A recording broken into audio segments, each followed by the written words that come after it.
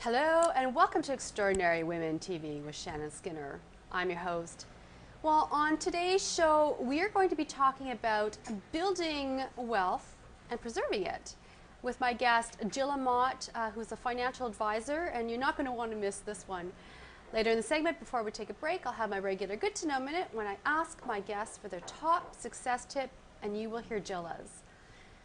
Jila Mott, welcome to the show. Thank you. It's nice to have you. Let me formally introduce you here. You are a fellow certified general accountant specializing in tax, financial and insurance advisor with Keybase Financial Group, a mortgage agent. You are also a sought-after lecturer, educator, producer, writer, and TV commentator, and you have won a number of awards, numerous awards. Yes, I did. 7 of them. And including one that is actually really intriguing to me, the foremost women of the 20th century from Cambridge, England. I'm intrigued. You must tell me, what is this award about? Well, actually, it was a big surprise to me because I didn't know I was nominated. But a colleague of mine, a friend, he became a friend of mine later.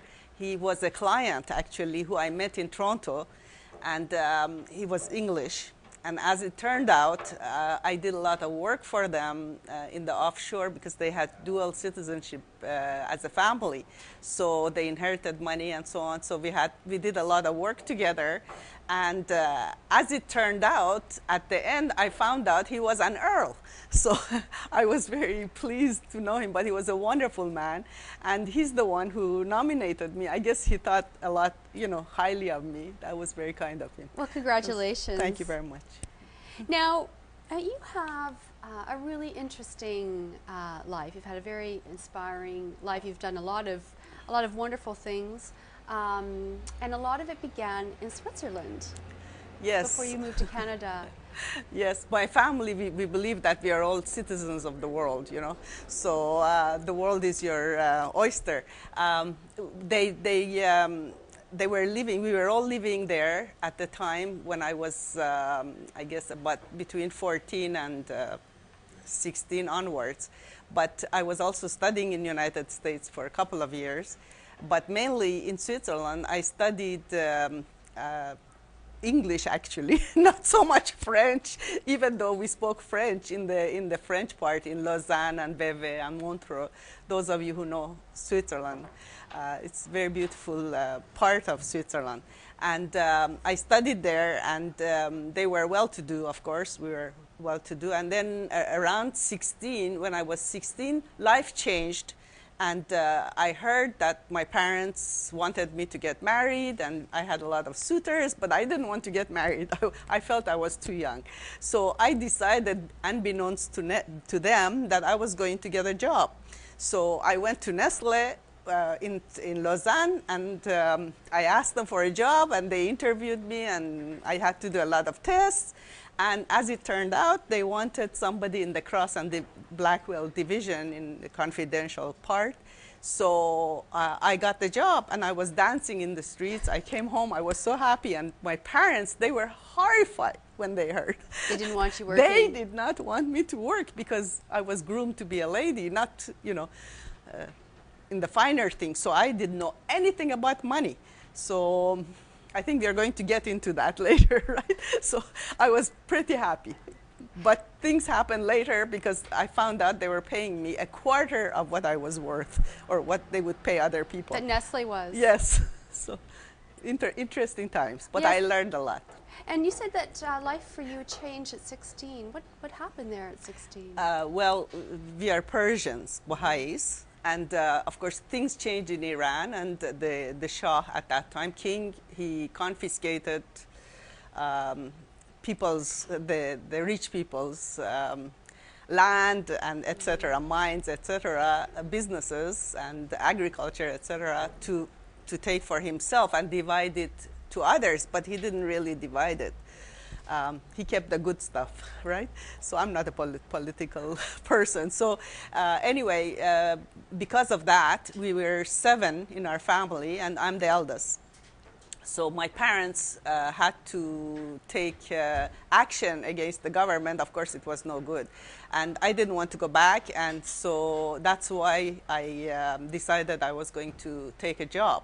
But of course, we never talked about money because that was a taboo thing. And that is why actually I am where I am today, because my goal at that time was to learn all about money and teach it to women and children and kids and, you know, all the people that I could, because I did not know anything about money. And at one point, I sold 500,000 Swiss francs of furniture and everything else for 5,000 Swiss francs because I didn't know. I was 16. Somebody came and says, okay, well, I'll take everything for 5,000. And I thought 5,000 was a lot of money to me, but as a child, because I was a child, really, you know. So I learned the hard way. So, you know, so your roots are in Iran. Yes. Your family, wealthy family, moved to Switzerland. Got your education there, had a number of suitors, came to Canada, and got your first job, of course.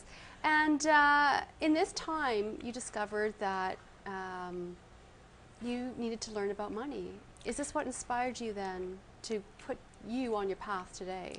Yes, actually, when I was in Switzerland, when I was in Nestle, it was very good apprenticeship for me because I was there 5 years. And I was eager to learn about everything, business and finances. And I was very, very lucky because they trained me in different areas. And then I went into the accounting department. And that's where I met my ex-husband, George. And we got married. And my son, Nick, was born in Switzerland. And he was 2 years old when we left because we wanted a better life for him in North America. In Canada specifically. So I came here and again I went to work as an accountant. But they didn't accept or they didn't know about the credentials from Switzerland. So of course I was a lowly accountant, but then I decided that if I want to get ahead, you know, it wasn't very, very good money at that time. Would you believe I was earning $3,000 a year? It's unbelievable when you think about it. And you were able to survive barely, you know. But that's when I decided that, of course, other circumstances happened. And we were getting separated with my husband. And I was very sad because my circumstances were such that there were no funds available. So, and I was very weak. I couldn't take care of my son because he took him away. So I couldn't keep him and I couldn't fight for him. So unfortunately, I gave up. And at one point, it was doom and gloom in my life, but I decided that can't be. I need to get my son back. So I worked and studied. I had 3 jobs, and I really worked day and night. I had 3 hours of sleep. I don't know how I did it. For 14 years, I got my 13th grade that night. I got my University of Toronto, and I got my certified general accountant at the same time, all of this one after another, and while I had jobs. So, you know, I became, if you like, successful as a woman, and I was always shattering the ceiling, if you like, glass ceiling, you know, in the women's financial area. And in this time, you hadn't had contact with your son for quite some time. No, unfortunately, I didn't. And 20 years later, I was very sad, and I was trying to find him actually, but I was not able to. And so you went on a path looking for your son, but eventually some good news came your way. Yes, yes. You found him. Actually, in 1990, I was very depressed. People didn't know that, but I was totally, I found out, you know, I had money, I had everything, and I was mortgage broker at that time, and I was also tax accountant, and I decided that, you know, money wasn't everything to me, and, you know, everything I've done, I don't have the joy of life, joie de vivre, you know, you have to have that. And I had my purpose. I didn't have my purpose. I wasn't fulfilling it as a mother. So I really wanted to find my son. I was missing him extremely. It was very difficult. So I prayed a lot, I meditated a lot, and I decided I was going to find him. And miracles happened, you know, when you decide, when you use your mind, because I believe in mind over matter. So that's why I'm here. And so I was trying to find him. I didn't know that my mother also was trying to find him. And different circumstances happened, and I was doing actually a video for young people. It was the first in Canada, and it was on business planning. And I wanted to give some examples to people, you know, that they could have this video, and it's about half an hour program, and to start their businesses. And there's, you know, there are different people in the video. So as I finished it, I dedicated it to my son. And it was very interesting. In 1992, in May, I found him. And it was through my mother's hairdresser. It's a very nice lady. She was an angel. Her name was Angie, which means angel in Greek. And she went to Greece, and she found my son. And it was the highlight of my life, the second highlight, because when he was born, that was the first highlight. I loved him very much, and I love him very much. And now Nick, he's in my life, and he's actually immigrated to Canada about 2.5 years ago with his family. I have 2 grandchildren, and they're delightful, and they live with me, so I'm very happy about that. And so in that time, your husband then took him, or your ex-husband took him to Greece. Yes, And, he was living in Greece, and he was actually studying in England. He's very bright, and he's self-made, and he's wonderful. And so now here he is, Yeah. reunited with his mom. Yes. So congratulations on that. Thank you very much. I'm very proud of him and his family. So thank you. Now, Jila, when you were growing up, when you were younger, did you have any role models, particularly women? Was there any women that you looked up to and you said, this is the kind of life I want to have? You know, Shannon, it's very interesting you asked me that question. There weren't any women in finance that were in positions that I could look up to and say, okay, this is the position I want. This is the life I want. Most women were, you know, like, because it was olden times. You're talking about 40 years ago. They were not into finance. So I didn't have role models. But what happened is, as I went along, I became role models for the women. So everywhere I went, I was the first chief accountant for Global, for example, when they were going through their bad times. Global TV. Global TV, right, yeah. yes. And then I became financial analyst for a very interesting company, Abducted Price. They were all lumberjacks. I was the first woman. I was shocked. I was the first woman there. And I thought maybe it's a token position, because at that time, actually after that time, the government was trying to bring the affirmative action into the businesses.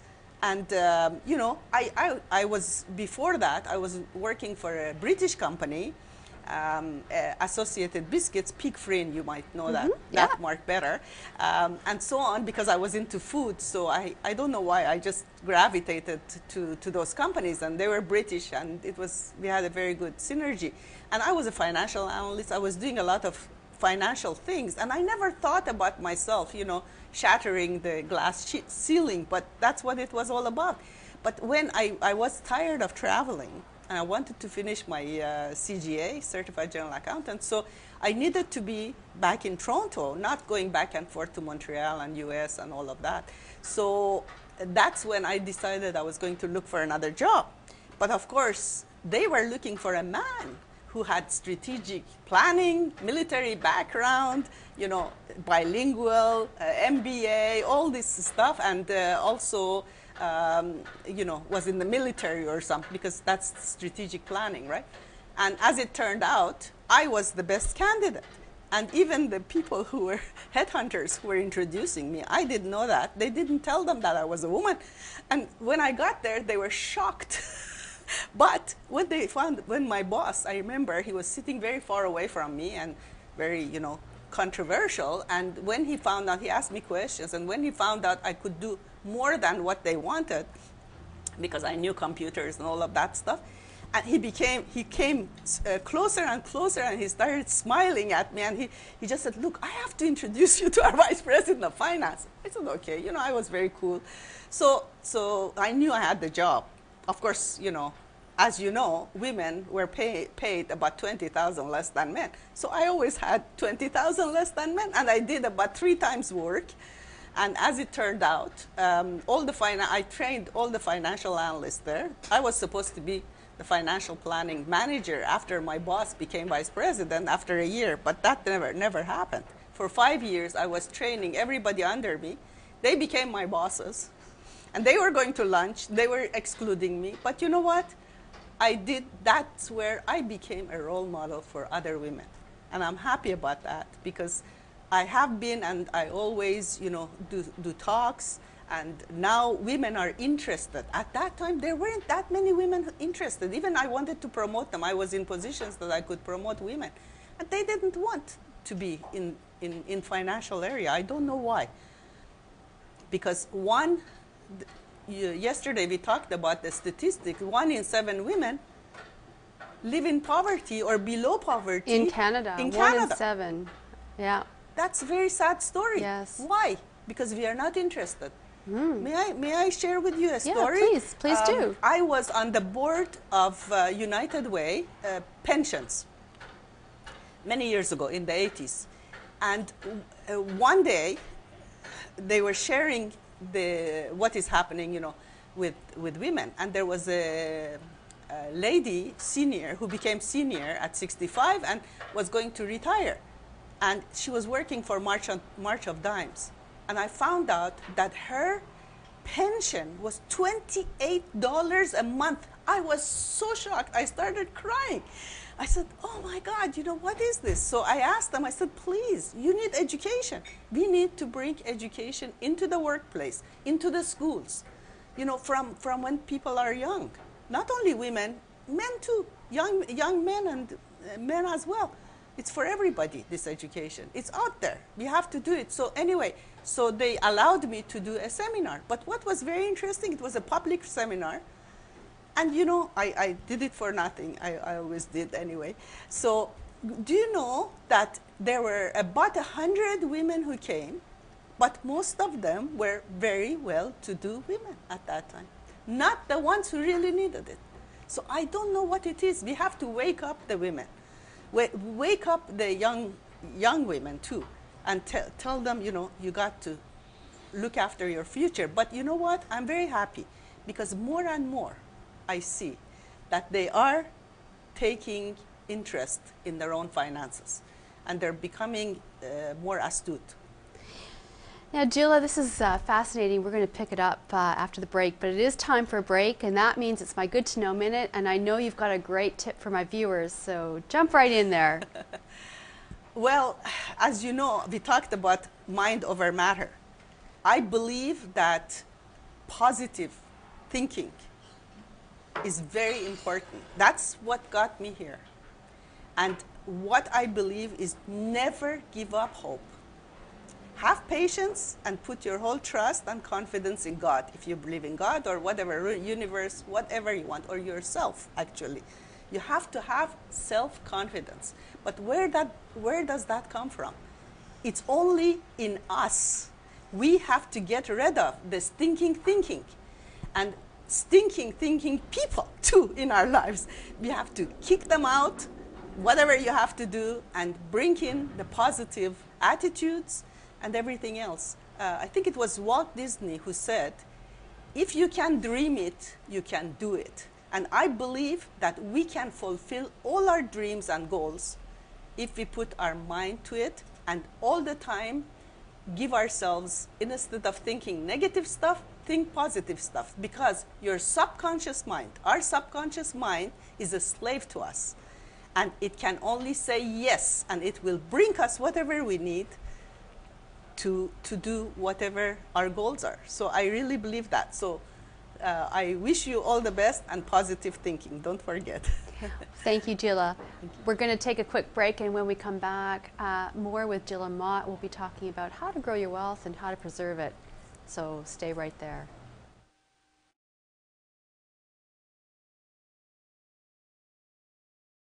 Hello, welcome back to the show. I'm Shannon Skinner, and I am speaking with Jila Mott, financial advisor. And of course, she wears a number of different hats. She's also a general accountant specializing in tax, financial and insurance advisor. She's a mortgage agent. She also is a lecturer, educator, producer, writer, and TV commentator. And it's a pleasure to have her here. We're going to be talking about wealth now. Before we talk about tips on growing your wealth, which is what we're going to do next, just to recap, I mean, Jila, you've had this amazing life, having born and raised in Iran, educated in Switzerland. At the age of 16, you made probably one of the biggest mistakes that you've made that launched you on your path. You sold, as you said, 500,000 Swiss francs worth of valuables for 5,000 Swiss francs. At the age of 16, you didn't know the difference. And somewhere there, you decided, no, I'm going to empower myself. Yes, when I found out that I had to live by myself with 1/4 amount of money that Nestle was giving me instead of 100%, and nobody was there to defend me or fend for me. So, and it was, my life had changed so much. You know, when you're up there, it's very good, but when you fall down, it's hard to get yourself up there again. So I decided that I wanted to learn everything there was about money and finances and get myself going and successful, if you like, and also teach others, because I was totally, babe in the woods, literally in the financial area, because nobody in our family had talked about it or taught me, and I had no idea what the cost of living was and everything else. So that's why I remember my wonderful grandmother, God bless her soul. She was the one who actually was my inspiration, and she used to tell me, study, my child, because the knowledge that you gain, nobody can take that away from you. And the love of your family and God, nobody can take that away from you. So never forget these words. Everything else you can lose. They can burn by fire, or we had thieves in Iran, so they can come and take it away from you, the thieves and etc. And she had no idea that we were going to be in that situation, or I was going to be in that situation with my family in Switzerland at the ripe age of 16. So I always remember her words, and she's always with me, and thank God for that, and she gave me discipline. That was very interesting, and I didn't like it at first, but I thank her a lot every day, because those are the things that made me want to study and teach others. So as an entrepreneur, you have many hats, but I guess the one core denominator, the one base denominator, is that you're an entrepreneur. And what has been the greatest challenge you've faced in all of this? I mean, in learning about empowering yourself financially, learning about money, and then helping others learn about money and grow their wealth. I mean, what has been your biggest challenge? I had always wanted to be an entrepreneur, because all our family was self-made and entrepreneurs. So, but I didn't know I could do it. But I had that in the back of my mind, and I was giving a lot of seminars in financial and business and everything to women executives and entrepreneurs when I was a member at that time. And what got me going or motivated was that when Abitibi Price was going to downsize, like they were going to get rid of 7,000 people. At that time, in the early 80s, 81, 82, there were massive layouts in Canada. That was depression, I'm telling you, not now, worse than recession. So I tried to talk to them because everybody knew I was financially successful. So people were coming to me to ask me for advice.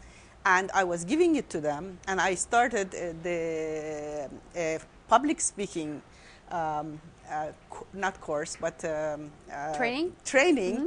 for people in the Black Towers, which is all the Toronto Dominion Towers, downtown Toronto, etc. at that time. And I was always talking about finances, and everybody called me Miss Doom and Gloom, because I was not allowed to talk in Abitibi about any of that, because it was all confidential. We couldn't talk about what was going to happen. But I knew, because I was financial analyst. I was doing all the budgets, and they were coming to me for budget cuts and this and that, so I knew what had happened at that time. So because of that, I started putting together a financial package, training package for employees. Financial planning for employees. And I took it to my boss, Vice President of Finance, and I said, look, I would like, on my own time, to give this, series of workshops to people at lunchtime, after work, weekends. I don't mind, because I was already working all of that time for them without pay anyway. So, and they refused to do that. And I saw what happened to people. People committed suicide, because it was a paternalistic company. So anyway, so that, as a result of that, I think I got so angry that I decided I was going to do this. And it was like baptism by fire. I just quit my job, because they weren't going to do this for their employees, And it's history. Yes, I got baptism by fire, but what happened is I got hired by Inco. They were going to lay off 600 people. So I started, teaching all these people, from the top executives to the bottom, sweeper, floor sweeper, and it was very interesting.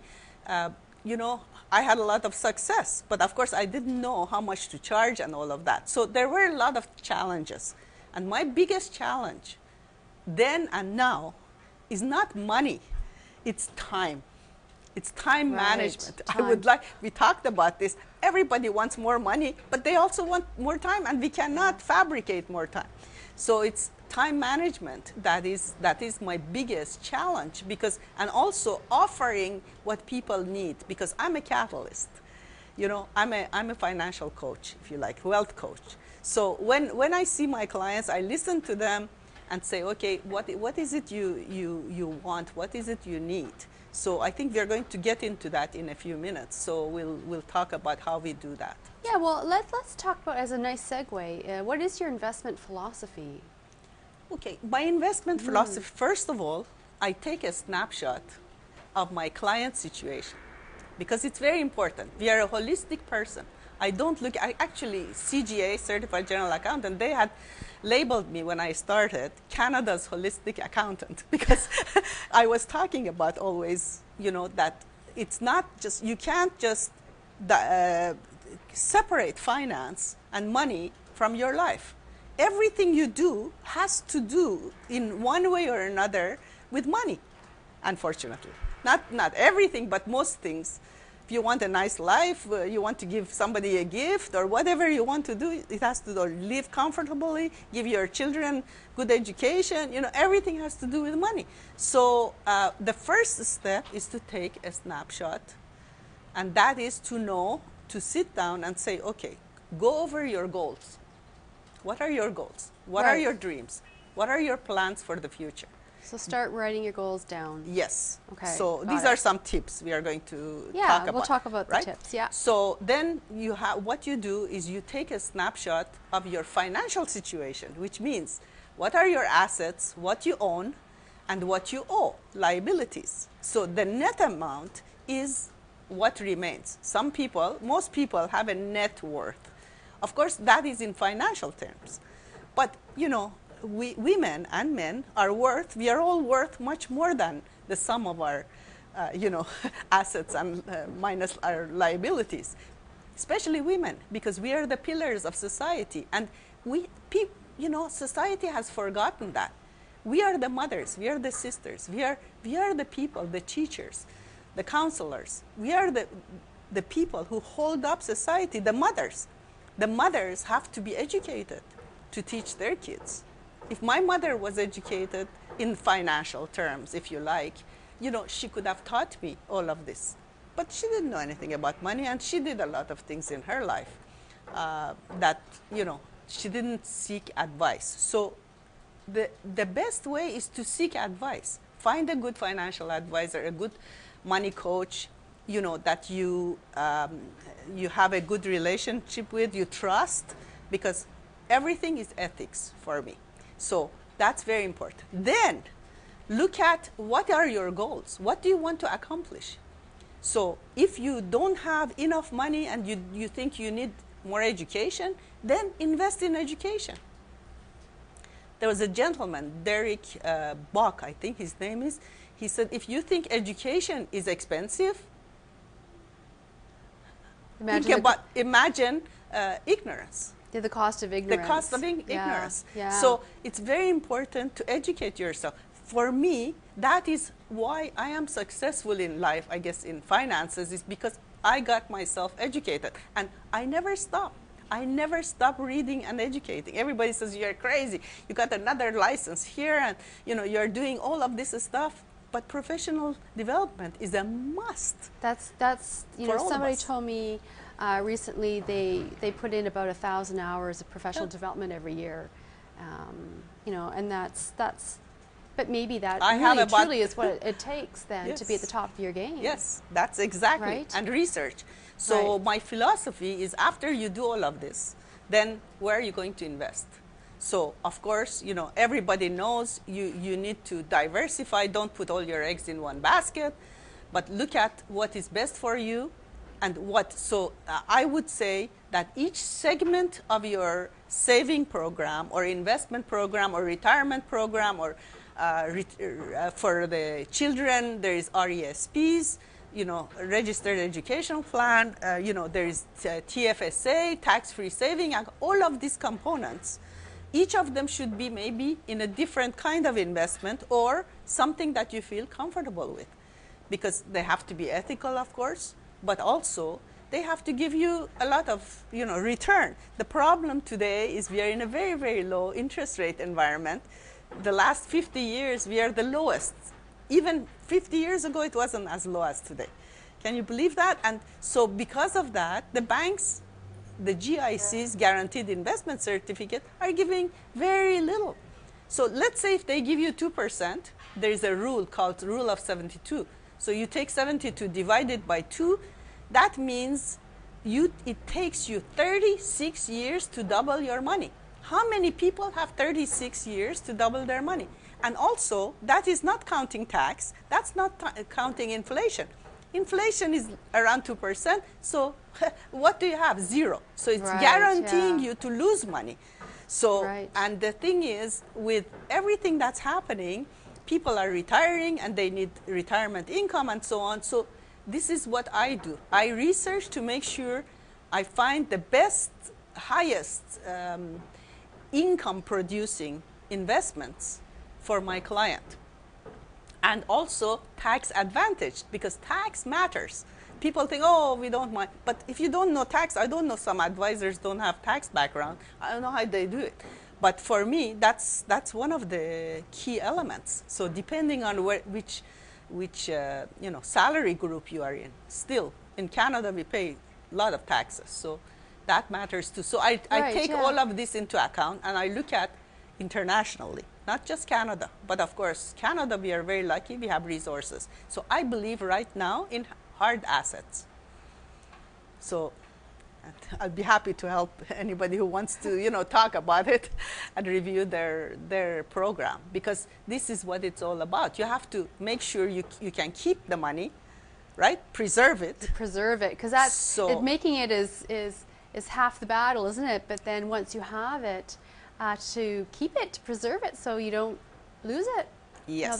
Now that's also a big job, isn't it? Yes, you want to preserve it, but you want to also earn enough that it will accumulate, right?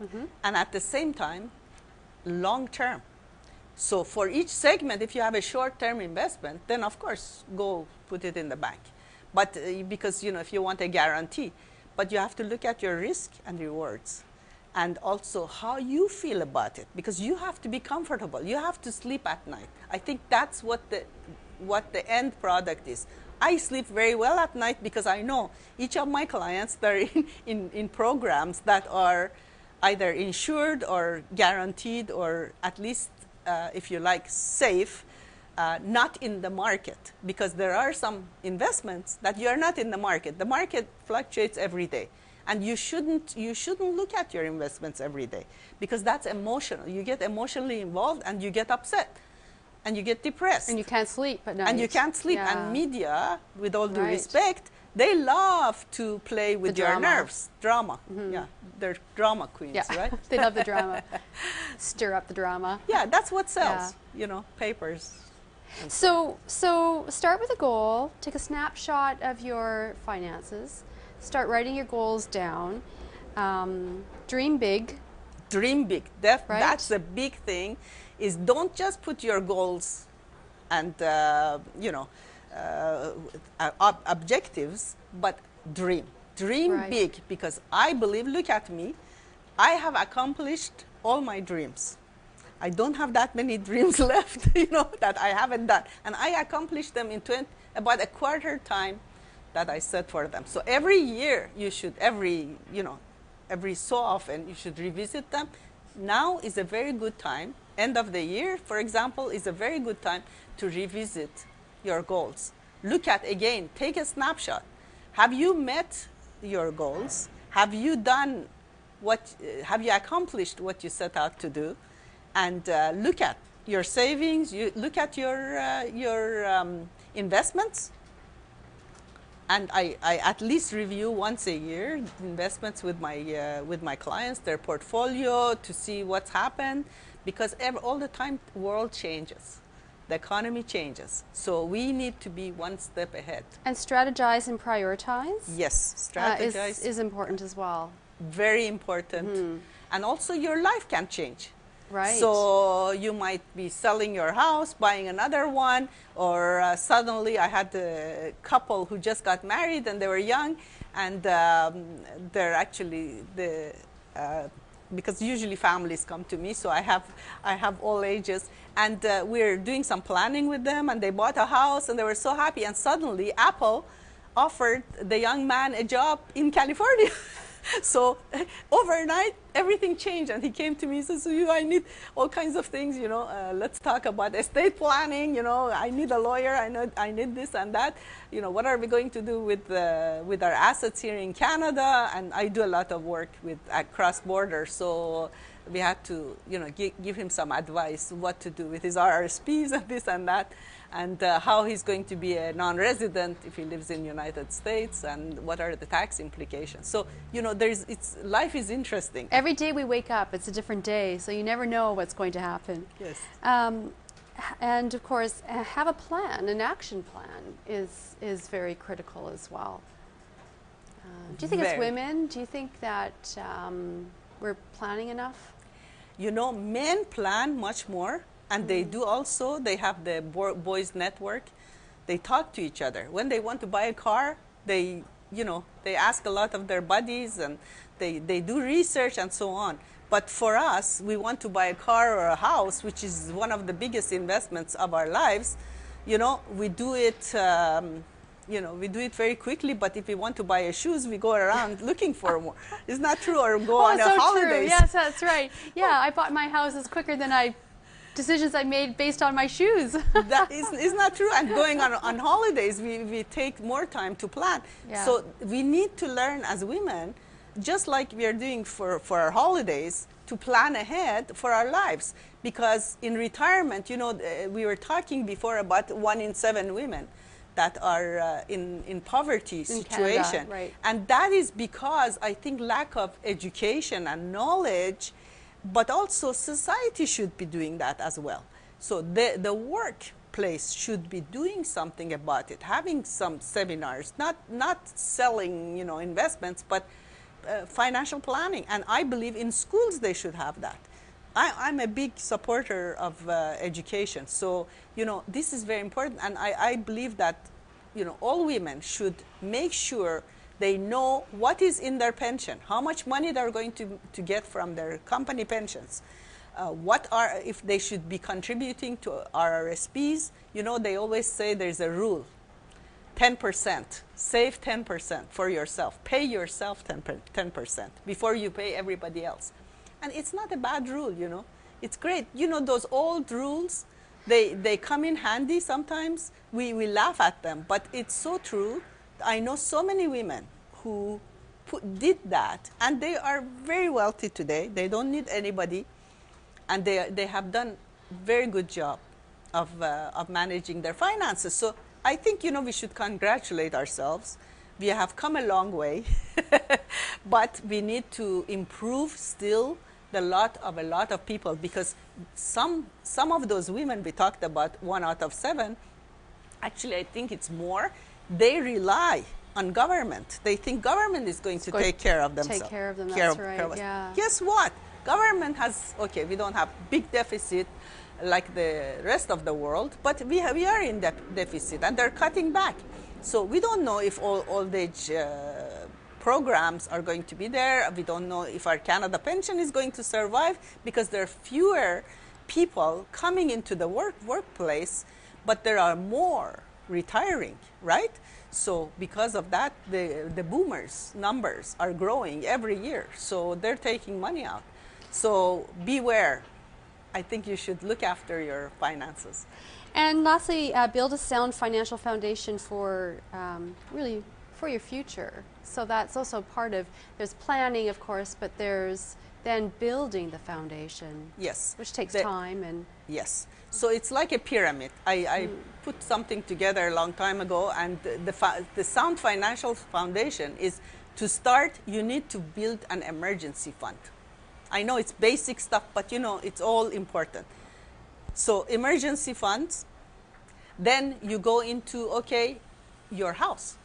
Where do you want to live? So in these very low interest times, you can put very small down payment. Of course, the houses are expensive, but you can find. I'm sure, I know a lot of people. I have some clients, young clients who wanted houses, and they were able to find, because we have good people, you know, that we can refer to as real estate agents. And I'm very happy I have one that is also my friend and client. But, you know, this is important. So you have to look at your shelter. You have to look at protection, insurance. I don't believe always in insurance. But if you need it, you should have some, especially when you have children. You have people who depend on you, dependents, right? For yourself also. There are some insured retirement programs that you can pay into for, let's say, 15 years, and then you can borrow from them at retirement. You can retire at 55 or whatever you want, and you borrow from it, so it's not income, you know. So this way, you have money to live without tax, you know. So there is a lot of programs you can do, and then after that, you look at your investments, build retirement saving, etc. Now, Jila, what does, and thank you for sharing these, your advice and tips. You're welcome. I've made a whole lot of mental notes. I want you to know that. Thank you. What does success mean to you? I mean, you've come from a very, very wealthy family. Your circumstances changed. You had a lot of challenging situations in your life with, you know, your son, you know, not having seen your son for many years, and today, as a financial planner, and you know, you work with a lot of people, a lot of women especially, and in growing their wealth. So you see a lot.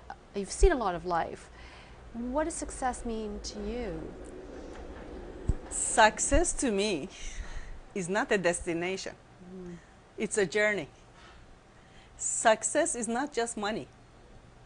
because with money you can't buy health, you can't buy happiness, you can't buy love, you can't buy relationships, etc., right? But what you can do is share your wealth, not just money, but what your knowledge and what you can give to society. And I think success is having a balanced life, not just working all the time, but having, putting your emotional, spiritual, family life, friendships, all the things that matter, and the finances, all in perspective, and having a wonderfully balanced life. It takes a long time. I have had a lot of life lessons, so I guess I'm successful, but now I think I'm more successful than I was before, because I realized that. I think I had the paradigm shift, and I think my paradigm shift was when I found out, okay, I have everything, but I don't have anything.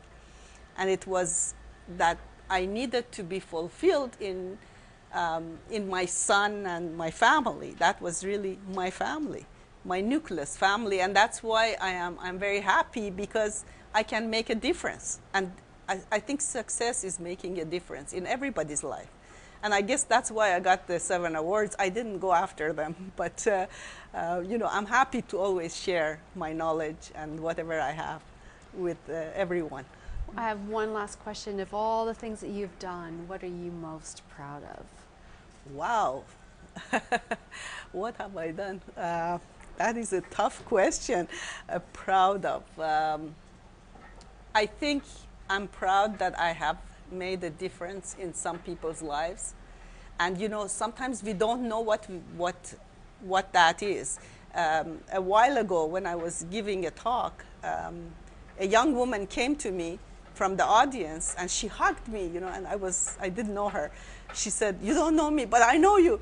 You made a big difference in my life." I said, "Did I? What have I done?" She said, "I didn't have any money. I wanted to start my business, and I couldn't hire anybody. So I went to the library, and I saw your video. And so I took that video, and I studied it. It was free, and I was so happy. And, I learned so much from it. And that made a big difference, because you said what I needed to do before I start my business. And now I'm very successful." I said, "I'm so happy." So I guess those are the things that I find I'm most proud of, that I have done something. I have made a difference in somebody's life. Well, Jila Mott, I'm afraid our time is now up, and I've really, truly enjoyed this discussion with you. And thank you so much for coming here and sharing your story and some advice and wisdom. And if anyone wants to contact you, then find out more information, your website is www.keybase.com. And I think if you go to the website under advisors, you type in Jila Mott, M-O-T-T, you'll find Jila.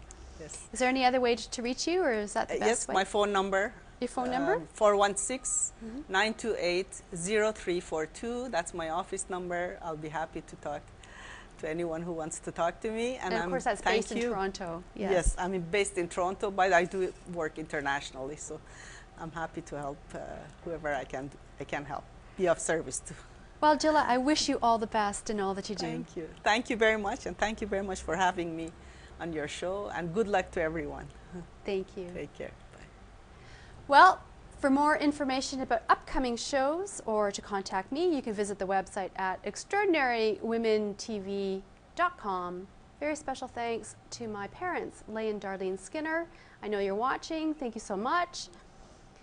Well, if you are interested in transforming your life, I hope the story has inspired you. You've been watching Extraordinary Women TV with Shannon Skinner. That's me. We'll see you soon.